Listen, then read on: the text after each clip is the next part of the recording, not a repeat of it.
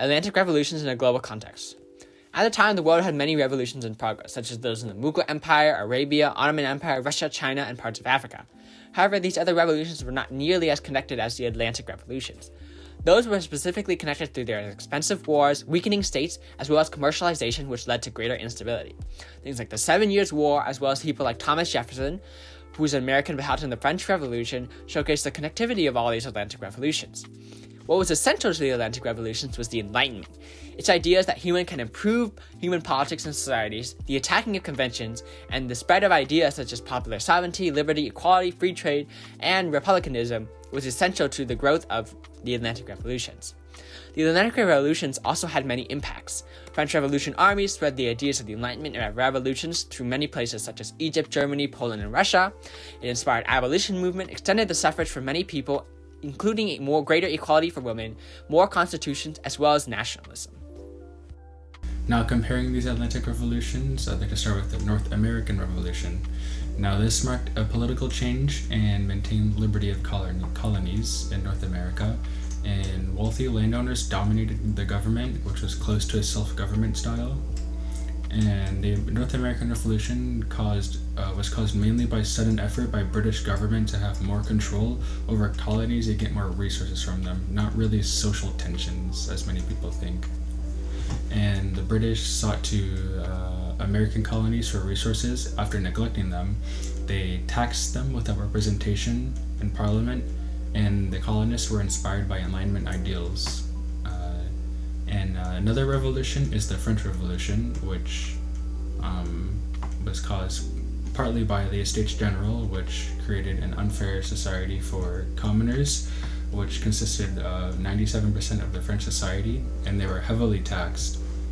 And now the National Assembly was formed by the Third Estate, which claimed to make and pass laws for France. And this marked the beginning of the French Revolution, which led to radical parts. And one of these radical phases during the French Revolution is the Reign of Terror, which began after the beheading of King Louis XIV and his wife, Marie Antoinette. And a significant figure in this phase is Maximilien Robespierre with his Committee of Public Safety, and they executed those who thought to be against the revolution via guillotine. And later, Robespierre was turning tyrannical, so they executed him the same way via guillotine. And this led to the rise of Napoleon Bonaparte, who self-proclaimed to be an emperor in 1804, and he claimed to bring stability to France while upholding the ideals of the revolution. And he lost in the Battle of Nations in 1815, at which point he abdicated and was exiled. Another revolution later on was the Haitian Revolution, which was inspired by the French Revolution ideals, conditions of enslavement, and French control over Haitian colonies. Now, there were in the Haitian society, there were internal divisions of race and class, extreme poverty, and authoritarian and unstable politics. The revolutionists wanted freedom, abolishment of slavery, and independence from imperial control.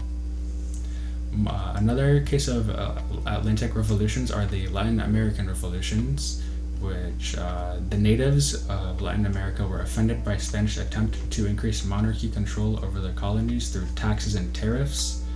And these Latin American societies were divided by class, race, and region. Some minor revolutions inside the larger ones were caused by other things than violence, like hunger for food, land, and also high food prices. One significant rebellion in the Latin American revolutions was the Hidalgo Morelos Rebellion, which was a social/radicalist rebellion that caused white native landowners to crush the rebellion with the help of the church.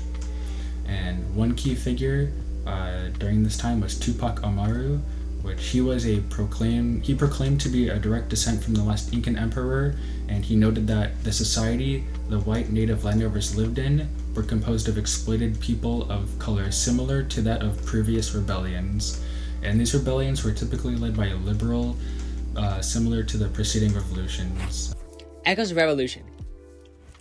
There are many effects of the Atlantic revolutions, one of which is the abolition of slavery. The abolitionist movement was supported from many places, such as the Enlightenment, religion, and the economy. There are many events that helped to promote the abolitionist movement, such as the Great Jamaican Revolt, which prompted Britain to abolish slavery throughout its empire in 1833. The abolitionist movement was most powerful in Britain and had many working and middle-class people who supported it. Other nations followed Britain's role and also abolished their slaves in 1815 to 1888, with Russia even freeing the serfs in 1861. However, there was resistance to abolition, with slaves' economies being very prosperous. Slave traders and plantation owners fought heavily against the abolitionist movement, as well as the U.S. Civil War. However, even with the abolitionist movement, the conditions of slavery did not really end. Systems replaced slavery, such as sharecropping, indentured workers, indentured servants, and other types of systems. And there was also no political equality except in Haiti. There were still segregation laws, denial of vote, lynchings, and virulent racism. In Africa, there was also European colonial rule, so even with the freedom of all slaves in Britain, there were still colonies in Africa. In the Islamic world, slavery has long been practiced and regulated. But there was no major abolitionist movement in the Islamic world. It was eventually outlawed in the Islamic world only because of international pressures in the 1900s. Another effect of the Atlantic revolutions was nationalism. The concept of a nation was very new. In the past, the only connections people had was villages, clans, regions, and perhaps religious groups. The Atlantic revolutions, however, were made in the name of nations. Especially the French Revolution put the sovereignty in the people and called people to defend the French nation, with Napoleon spreading this nationalism all throughout Europe. The rise of nationalism was also a result of many changes in the European world. Science weakened religion, migration to other cities and nations, printing standards, standardized dialects, increased literacy, and nations usually had a reawakening of traditional identities, such as culture, language, song, dances, and history, as well as shared experience. There are many impacts of nationalism, such as the unification of Italy, Germany, as well as minorities in certain states wishing to be free, through such movements as the Irish from Britain, as well as the Zionist movement.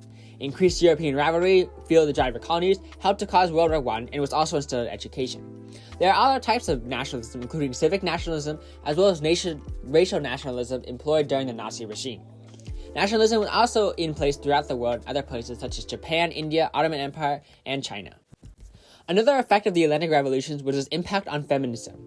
Feminism really began during the Enlightenment, with people such as Mary Wollstonecraft writing The Vindication of the Rights of Women during the French Revolution. It was mainly caused by women in middle-class societies, especially in industrial societies, with more education, less need to work, and taking part in movements and organizations. There was groups such as the Women's Rights Conventions, as well as people like Elizabeth Cady Stanton. The feminism movement was a transatlantic movement, with women across the world connecting and working on ideas together. In the 1870s, the feminism movement shifted towards a focus on suffrage, with middle-class and working-class women joining educated women in the movement. There were groups such as the National American Women's Suffrage Association, as well as the British Women's Social and Political Union. The feminist movement was especially strong in industrial countries, and some of the movements even managed to allow some women to join universities, increase women's rights, and some professions open to women, such as medicine and teaching. With the growth in feminism, there was more discussion of women's roles, with books such as A Doll's House, more talk of taboo sexual topics, as well as other forms of feminism emerging, such as maternal feminism.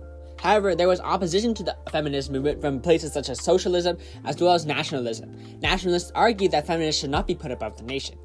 In other places across the world, such as Brazil, Mexico, Japan, and Russia, feminism was present, however, it was much less successful. Only in China and the Islamic world did they manage to gain education for women.